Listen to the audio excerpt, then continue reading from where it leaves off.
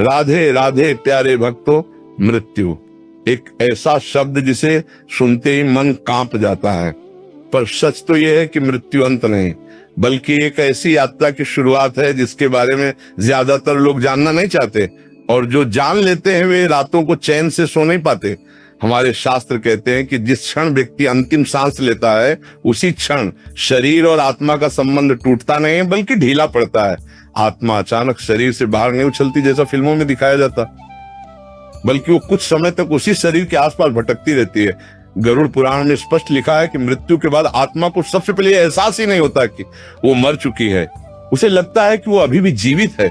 वो अपने शरीर को देखती है, उसे हिलाने की कोशिश करती है, बोलने की कोशिश करती है, लेकिन जब शरीर कोई प्रतिक्रिया नहीं देता तब आत्मा घबरा जाती है।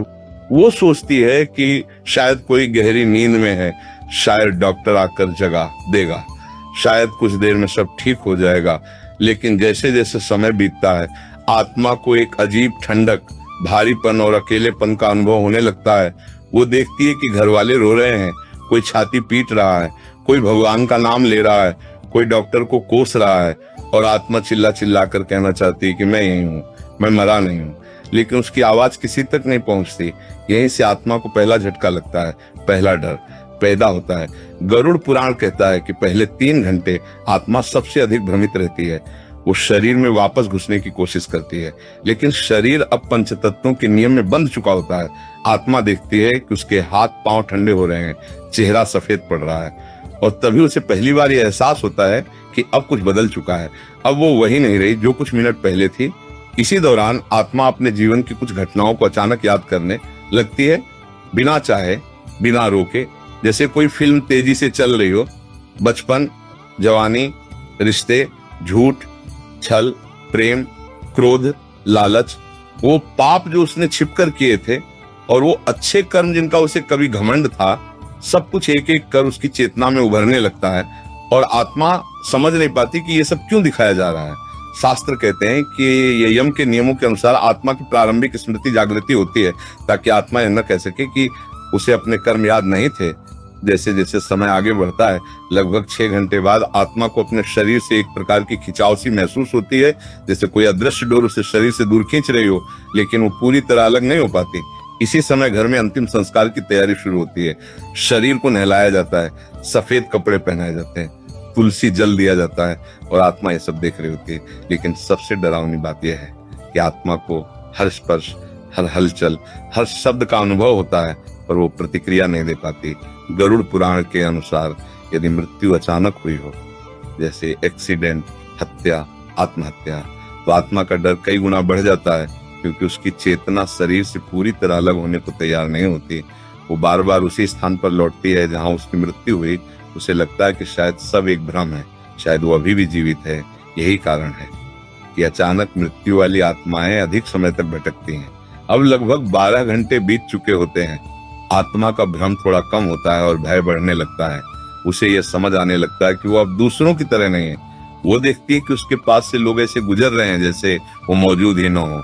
उसे गुस्सा आता है, दुख होता है, पछतावा होता है। वो अपने प्रियजनों से चिपकने की कोशिश करती है, लेकिन एक अदृश्य दीवार उसे रोक देती है।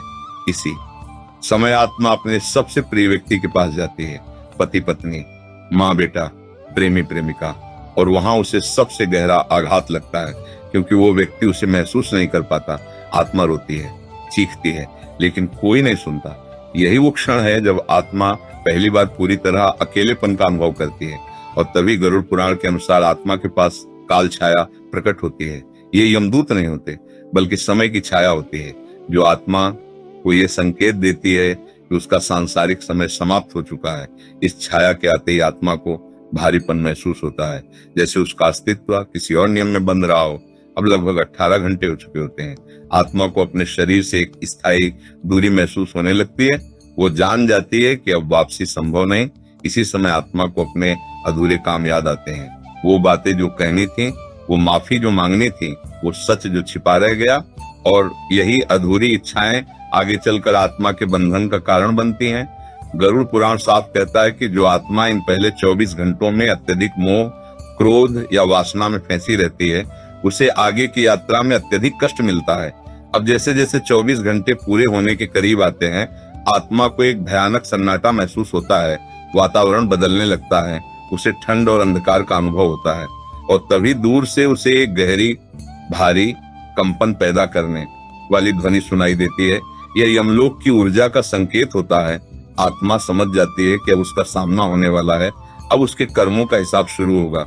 लेकिन यह सब अभी बस शुरुआत है, क्योंकि पहले 24 घंटे आत्मा के लिए सबसे अधिक भ्रम, डर और पीड़ा से भरे होते हैं।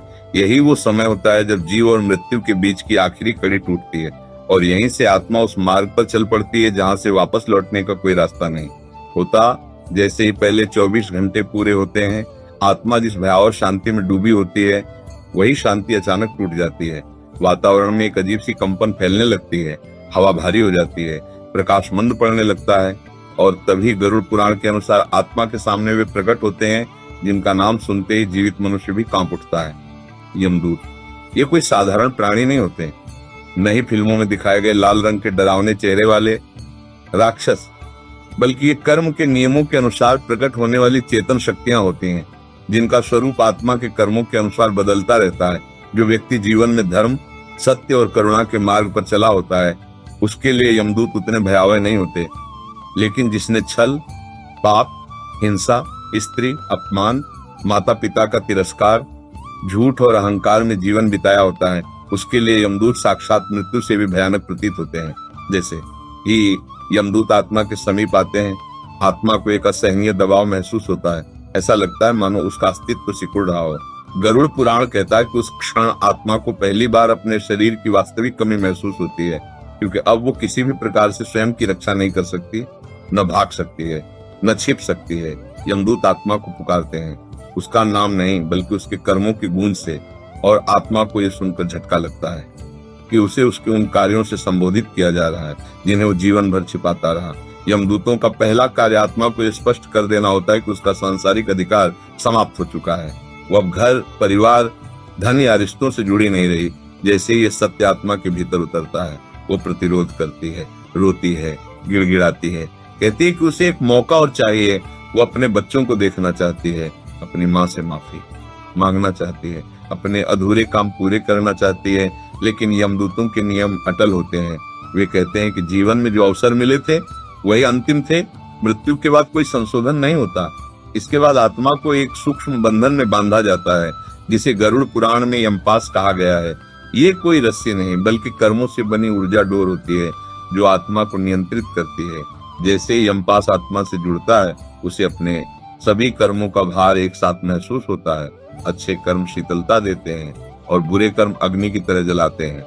अब आत्मा की यात्रा आरंभ होती है यमलोक की ओर। ये यात्रा कोई भौतिक रास्ता नहीं होती, बल्कि चेतना के स्तरों के बीच का मार्ग होती है। आत्मा को ऐसा लगता है जैसे वो अंधकार और प्रकाश के बीच से खींची जा रही हो। रास्ते में उसे भयानक दृश्य दिखाई देते हैं, चीखती आत्माएं, पश्चाताप में जलते प्राणी, और वे आत्माएं जो अभी भी मोह में फंसी हुई हैं। यमदूत आत्मा को बताते हैं ये सब उसी लोक की परछाइयां हैं जहां कर्मों का फल मिलता है। इस यात्रा के दौरान आत्मा को तीव्र प्यास लगती है, लेकिन पानी नहीं मिलता। उसे थकान महसूस होती है, लेकिन रुकने की अनुमति नहीं होती। गरुड़ पुराण के अनुसार ये वही समय होता है जब पिंडदान, तर्पण और श्राद्ध जैसे कर्म जीवितों द्वारा किए जाने चाहिए, क्योंकि इनसे आत्मा को थोड़ी राहत मिलती है। लेकिन यदि परिवार ये सब नहीं करता तो आत्मा की पीड़ा कई गुना बढ़ जाती है। जैसे जैसे आत्मा आगे बढ़ती है, उसे अपने जीवन के दृश्य फिर से दिखाए जाते हैं, लेकिन इस बार वे केवल स्मृति नहीं होते बल्कि अनुभव होते हैं। जो पीड़ा उसने दूसरों को दी थी, वही पीड़ा वो स्वयं महसूस करती है। जिस अपमान को उसने हल्के में लिया था, वही अपमान अब उसे चीर देता है। यमदूत बीच बीच में आत्मा से प्रश्न नहीं करते, क्योंकि उत्तर पहले से ही कर्मों में दर्ज होते हैं। अब जब आत्मा यमलोक के द्वार के समीप पहुंचती है, तो वहां का वातावरण पूरी तरह बदल जाता है। ये कोई आग से जलता स्थान नहीं, बल्कि एक भयानक न्यायालय जैसा होता है। जहां हर वस्तु चेतन होती है, वहां आत्मा को यह एहसास होता है कि यहाँ कोई छल काम नहीं आएगा, कोई आंसू किसी को पिघला नहीं सकते। यहाँ केवल सत्य का भार होता है। यमलोक के द्वार पर आत्मा को कुछ समय के लिए रोका जाता है। यह समय आत्मा के मानसिक टूटने का होता है, क्योंकि उसे यह आभास हो जाता है कि अब वो अपने कर्मों से भाग नहीं सकती। यहीं उसे उन आत्माओं की चीखें सुनाई देती हैं जो पहले पहुंच चुकी होती हैं। कोई पश्चाताप में डूबा होता है, कोई क्रोध में, कोई भय में, और यह सब देखकर आत्मा भीतर से कांप उठती है। गरुड़ पुराण स्पष्ट करता है कि यमलोक पहुंचने से पहले आत्मा का अहंकार पूरी तरह टूटना आवश्यक है, क्योंकि जब तक मैं जीवित रहता है न्याय संभव नहीं होता। और यहीं पर आत्मा को पहली बार ये समझ आता है कि जीवन में जिन बातों को वो तुच्छ समझती थी, सत्य, दया, संयम, करुणा, वही वास्तविक धन थे और जिनके पीछे वो भागती रही। धन, वासना, मान सम्मान, वे यहाँ एक बोझ के अलावा कुछ नहीं। इस प्रकार यमदूत आत्मा को यमलोक की सीमा तक ले आते हैं, लेकिन न्याय अभी शुरू नहीं होता, क्योंकि उससे पहले आत्मा को एक और सत्य का सामना करना होता है, अपने ही अंतरात्मा के साथ। और यही सामना आगे चलकर तय करेगा कि आत्मा को किस मार्ग पर जाना है, नरक की ओर, स्वर्ग की ओर या पुनर्जन्म की ओर। जब आत्मा यमलोक की सीमा में प्रवेश करती है, तब वो किसी अग्नि में जलते हुए नरक या स्वर्ण जड़े स्वर्ग को नहीं देखती, बल्कि एक ऐसे विराट, गंभीर और मौन से भरे लोक में पहुंचती है, जहां हर वस्तु चेतन है, हर दीवार साक्षी है और हर क्षण सत्य से भरा हुआ है। गरुड़ पुराण कहता है कि यमलोक कोई स्थान नहीं, बल्कि चेतना की वो अवस्था है जहां आत्मा अपने कर्मों के सामने निर्वस्त्र खड़ी होती है। यहाँ कोई शरीर नहीं होता जिसे ढककर आत्मा छिप सके, कोई भाषा नहीं होती जिससे वो झूठ बोल सके, और कोई समय नहीं होता जिससे वो बच निकलने की उम्मीद कर सके। जैसे ही आत्मा यमराज की सभा में प्रवेश करती है, उसका पहला अनुभव भय नहीं बल्कि गहरा बोझ होता है, मानो हजारों जन्मों की स्मृतियां एक साथ जाग रही हो। यमराज कोई क्रोधी देवता नहीं होते जैसा सामान्य लोग सोचते हैं। वे धर्म के अधिष्ठाता हैं, न्याय के संरक्षक हैं, और उनकी आंखों में न दया का पक्षपात होता है, न क्रूरता की अति। उनके सामने बैठते ही आत्मा के भीतर वो अंतिम भ्रम भी टूट जाता है कि शायद वो बच सकती है। यमराज के पास कोई दंड सूची नहीं होती, बल्कि उनके सामने चित्रगुप्त होते हैं, जो आत्मा के हर विचार, हर भावना और हर कर्म का लेखा रखते हैं। और यहाँ सबसे चौंकाने वाली बात यह होती है कि आत्मा से कोई प्रश्न नहीं पूछा जाता, बल्कि उसका पूरा जीवन एक जीवित अनुभव के रूप में उसके सामने खोल दिया जाता है।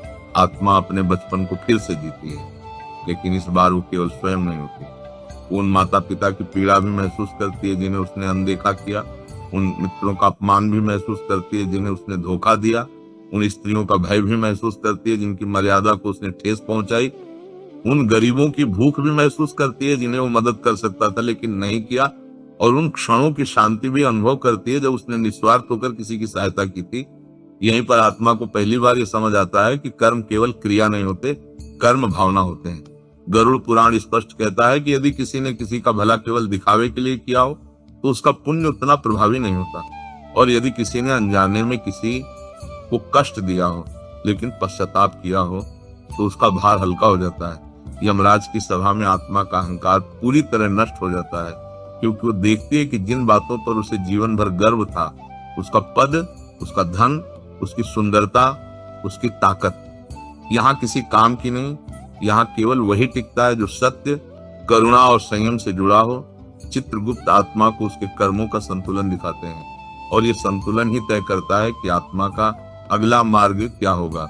यदि आत्मा ने जीवन में अधिकतर समय लोभ, क्रोध, वासना और अहंकार में बिताया हो और पश्चाताप न किया हो, तो उसकी चेतना भारी हो जाती है और वो स्वाभाविक रूप से उन लोगों की ओर आकर्षित होती है जहां उसे अपने ही कर्मों का अनुभव फल मिलता है, जिसे लोग नरक कहते हैं। लेकिन यदि आत्मा ने कठिन परिस्थितियों में भी धर्म का साथ दिया हो, सत्य का मार्ग चुना हो और दूसरों के दुख को अपना समझा हो, तो उसकी चेतना हल्की हो जाती है और वह उन लोगों की ओर जाती है जहाँ शांति, विस्तार और आनंद का अनुभव होता है, जिसे स्वर्ग कहा गया है। लेकिन सबसे गूढ़ सत्य यहाँ सामने आता है।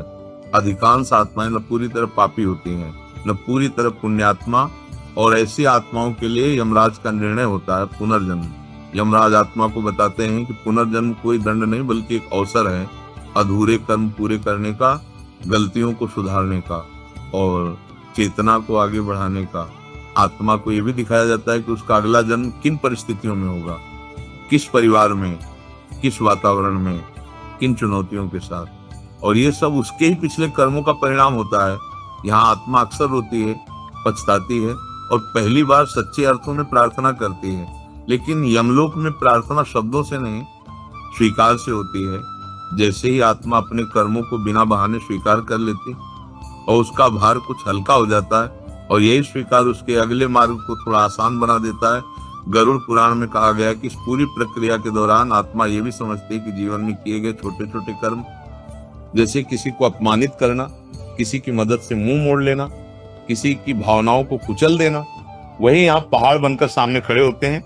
और जो कर्म उसने साधारण समझकर किए थे, जैसे किसी भूखे को भोजन देना, किसी दुखी को सांत्वना देना, किसी से क्षमा मांग लेना, वही यहाँ सेतु बन जाते हैं। यमराज अंत में आत्मा से कोई आदेश नहीं देते, बल्कि उसे उसके कर्मों के स्वाभाविक परिणाम की ओर प्रवाहित कर देते हैं।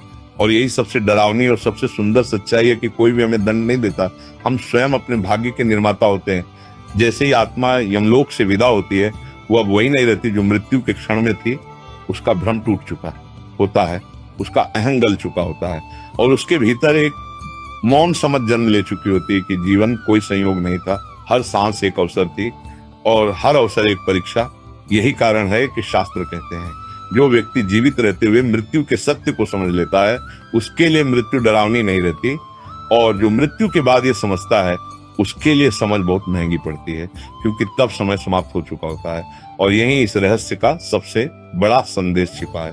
मरने के बाद आत्मा क्या करती है, ये जानना जिज्ञासा है, लेकिन जीवित रहते हुए आत्मा को शुद्ध करना ही वास्तविक साधना है। क्योंकि यमलोक में कोई नया कर्म नहीं होता, वहां केवल वही मिलता है जो हम यहाँ बोते हैं। राधे राधे। प्यारे भक्तों, वीडियो अच्छा लगे तो लाइक, शेयर और सब्सक्राइब जरूर करें।